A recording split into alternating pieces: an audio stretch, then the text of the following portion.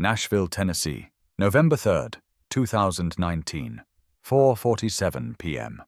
Ozzy Osbourne had slipped into the side streets to escape the crowds on Broadway. Sharon was in a meeting with organizers for a charity event the next day, and Ozzy had nothing to do. The 70-year-old rock legend was indulging in one of his old habits, wandering the streets without being recognized. Black baseball cap, his iconic sunglasses, a plain t-shirt. In Nashville, everyone expected cowboy hats and flashy shirts, so nobody gave him a second glance. Exactly what he wanted. But that day, when his eyes caught an old shop window on the corner of Fifth Avenue, his instincts forced him to stop. A yellowed piece of paper hung in the window. Our 45-year journey comes to an end. Clearance sale. And behind the glass, a woman leaning against the counter, silently crying while staring at a piece of paper in her hands. Ozzy Osbourne didn't know how to play guitar. It was one of rock history's greatest ironies. The frontman of Black Sabbath, the man who set stages on fire, had sung over Tony Iommi's riffs for years, but had never learned to play an instrument himself. Sharon always teased him about it. "Ozzy, you're one of the most famous musicians in the world, and you can't even play a single chord," she'd say, laughing. Ozzy would just shrug. "Sharon, I sing. Guitar is Tony's job." But he had a deep respect for guitars. He knew how a guitar was made, how the wood was selected, how the strings were strung. Over the years, he'd brought hundreds of guitarists onto his stage, watching their fingers dance across the strings. That's why, when he saw the 1959 Gibson Les Paul hanging in that old shop window, his feet stopped on their own. The shop was called Henderson's Guitars. The sign above the door read, Est 1974. 45 years. When Black Sabbath released their first album, this shop had just opened. Looking inside, he saw dozens of guitars hanging on the walls, vintage Fenders, classic Gibsons, handmade acoustics. Each one was a work of art, but it wasn't the guitars that caught his attention. It was the woman behind the counter. In her 50s, grey hair disheveled, eyes bloodshot red. Ozzy hesitated for a moment. Should he go in? This wasn't his business. But then he could almost hear Sharon's voice. "Ozzy, you've always had that instinct to help people. Don't deny it." He took a deep breath and pushed open the wooden door. The old brass bell above it chimed. The woman lifted her head, tried to wipe her eyes, but it was too late. Ozzy had seen her crying. She attempted to put on a professional smile, her voice trembling. "Welcome to Henderson's Guitars. How can I help you?" Ozzy took off his sunglasses. He looked into her eyes, not judging, just curious. "I saw the Gibson in the window from outside," he said, his Birmingham accent softening the words. 1959, right? Sunburst. Really beautiful piece." The woman looked surprised. Most customers asked about the price straight away. This man knew the year and the model. "Yes, 1959. It was my husband's favorite." Ozzy noticed she'd used past tense. And that clearance sign in the window. The pieces were falling into place. "You've got a beautiful shop here," he said slowly, looking around. "Places like this barely exist anymore." The woman said her name was Margaret, and when Ozzy started listening, the whole story came pouring out. Robert Henderson had opened this shop in 1974 with a single guitar. Those were the golden years of Nashville's music history. Country legends, blues masters, rock stars, they all came to Henderson's. Robert didn't just sell guitars, he sold stories. He believed every instrument had a soul. He and Margaret had married in 1975. They'd met right behind this very counter. For 44 years they'd run this shop together, raised 2 children, sold guitars to thousands of customers. Then 6 months ago, on a May morning, Robert had a heart attack. By the time the ambulance arrived, he was already gone. Ozzy listened in silence. Margaret continued. She couldn't stop herself now. Robert had never told her anything. The shop had been losing money for the past 3 years. Online sales, big chain stores, the changing music industry. Robert had fought all of it alone, spent everything they'd saved, taken out bank loans. When Margaret found the bills piled up in her husband's desk drawer, her world collapsed. $127,000, Margaret said, her voice breaking. I have 3 days left. If I can't find this money in 3 days, the shop and my home, 45 years of everything, will be gone. Ozzy said nothing. He just looked at the paper in her hands. The eviction notice from First Tennessee Bank. Numbers, dates, cold legal language. Margaret wiped her eyes. I'm sorry, I don't know why I'm telling you all this. You just came in as a customer and Ozzy cut her off. In 1968 in Birmingham, sometimes there was no food on our table, he said, his voice low and thoughtful. My dad worked in a steel factory. My mum cleaned rich people's houses. There were 6 of us kids. In winter, we'd sometimes put our blankets together because we couldn't afford heating. Margaret looked at him in surprise. This man, this well-spoken man who knew about guitars, he knew what poverty was. Ozzy continued. Then music came into my life, and music saved me. But I went through hell on that road too, believe me. I stood on the edge of losing everything, more than once. Margaret still hadn't figured out who this man was, but somehow this stranger's words were making her feel better. At least someone was listening. At least someone understood. Why did your husband love this shop so much? Ozzy asked suddenly. Margaret smiled, her first real smile that day. Because he believed in music. He used to say, every guitar has a story. An instrument isn't just wood and strings, he'd say. There are songs inside it, songs that haven't been written yet. Ozzy nodded. Those words sounded familiar. Tony Iommi used to say similar things about his guitars. Your husband was right, Ozzy said. Music isn't just sound. Music is life. He pulled out his phone from his pocket and dialed a number. Before Margaret could understand what was happening, Ozzy had started talking. Sharon, it's me. Yeah, is the meeting over? Listen, I need to ask you something. There's a shop here called Henderson's Guitars, one of Nashville's oldest guitar shops. It's about to close.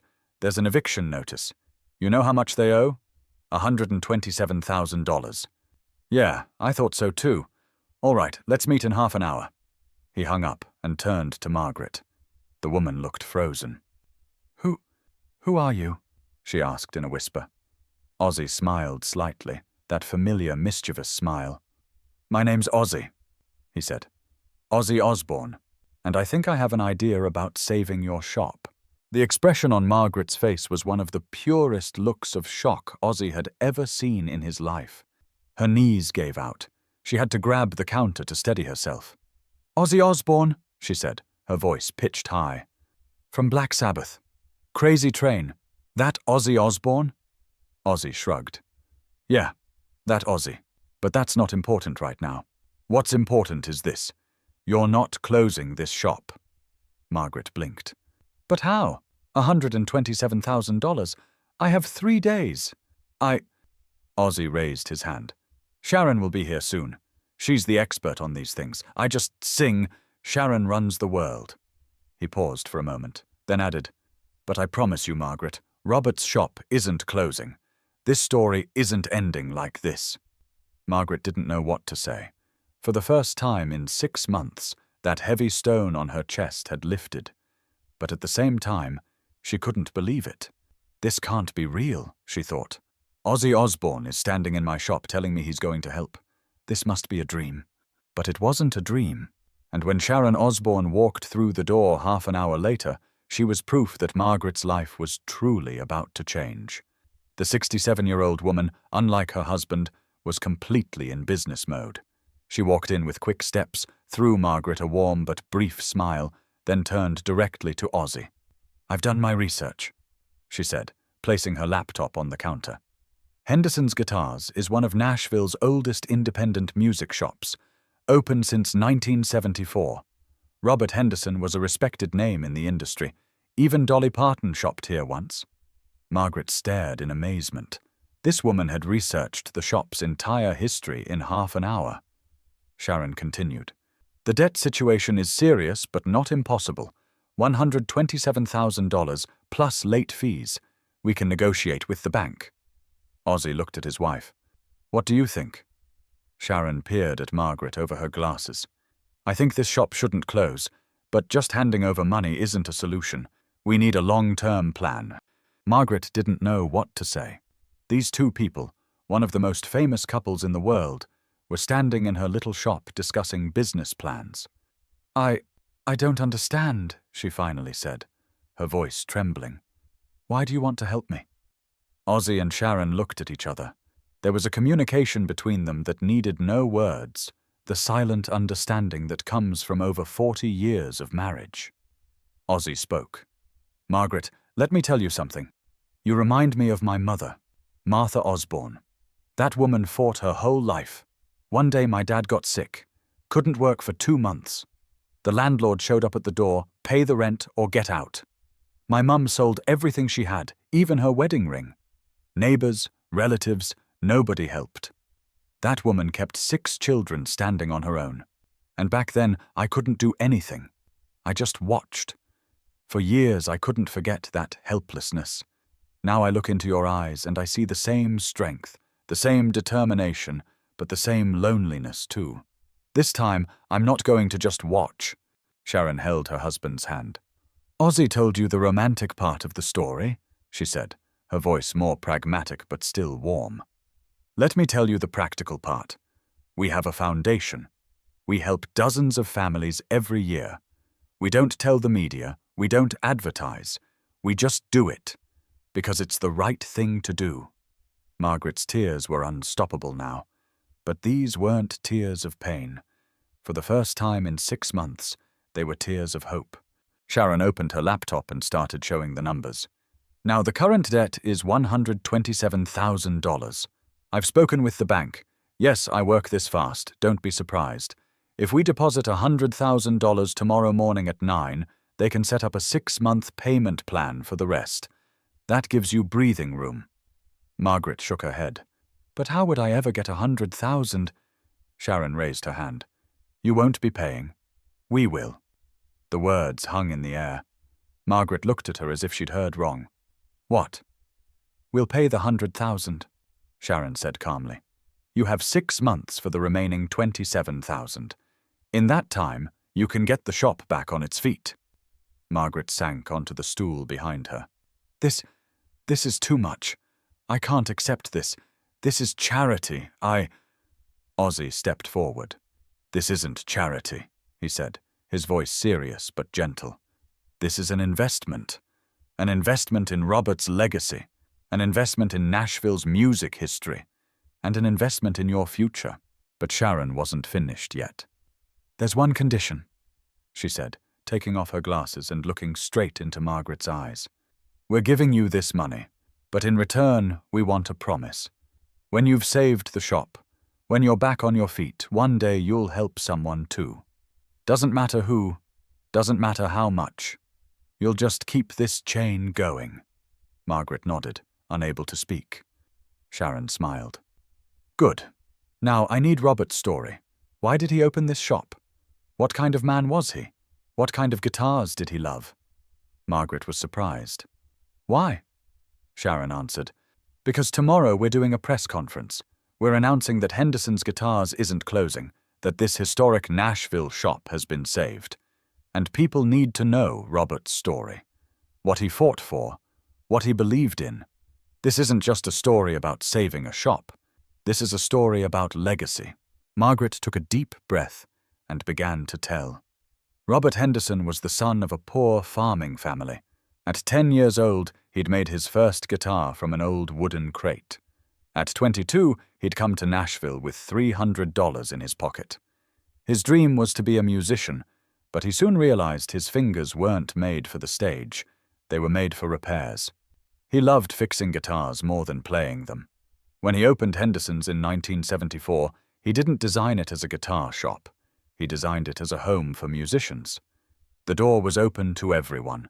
Young musicians with no money would come in, try guitars for hours, leave without buying anything. And Robert never complained.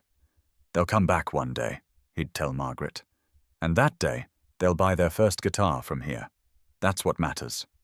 As Ozzy listened, his eyes drifted far away. He was thinking about Tony Iommi, Their youth, those first days in Birmingham. Hadn't they started the same way? Poor kids, big dreams, belief in music. By midnight, everything had become clear. Sharon had spoken with the lawyers, reached an agreement with the bank, given instructions for the money transfer. Margaret still felt like she was dreaming. "I don't know how to thank you," she said, her voice cracked. Ozzy laughed. "Don't thank me. Just keep the shop open. And one day, years from now, when someone walks through that door and tells you they need help, do what Robert would have done." Margaret nodded. "I promise." Sharon paused while gathering her bag. "One more thing," she said. "Before the press conference tomorrow, let's clean up the shop a bit. And take down that clearance sign in the window. We're putting something else up instead." Margaret asked, "What will it say?" Sharon smiled. "Henderson's Guitars, giving voice to dreams for 45 years, and we're just getting started." The next morning, Nashville's local news channels had gathered in front of Henderson's Guitars. Sharon Osbourne made a brief statement, Ozzy standing beside her. "We didn't just save a shop," Sharon said into the microphones. "We saved a legacy, a dream, one man's 45 years of love. Robert Henderson gave this shop his soul, and that soul will live on." Margaret stood among the crowd, eyes wet, watching. She held Robert's photo against her chest, over her heart. But the story didn't end there. After the press conference, Nashville's music community sprang into action. Local musicians organized benefit concerts for Henderson's. Old customers came back. The shop went viral on social media. Within 3 months, Margaret had paid off the remaining $27,000 with her own earnings. Within 6 months, the shop was experiencing the most profitable period in its history. And a year later, Margaret did something small but important.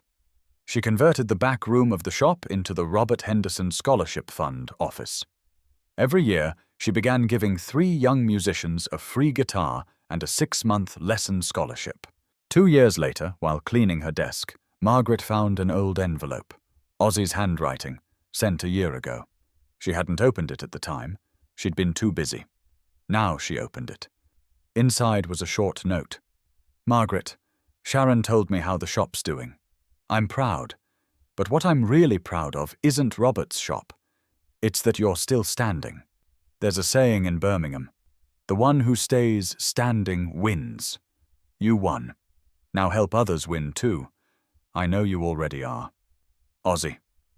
Margaret folded the letter and put it in her pocket.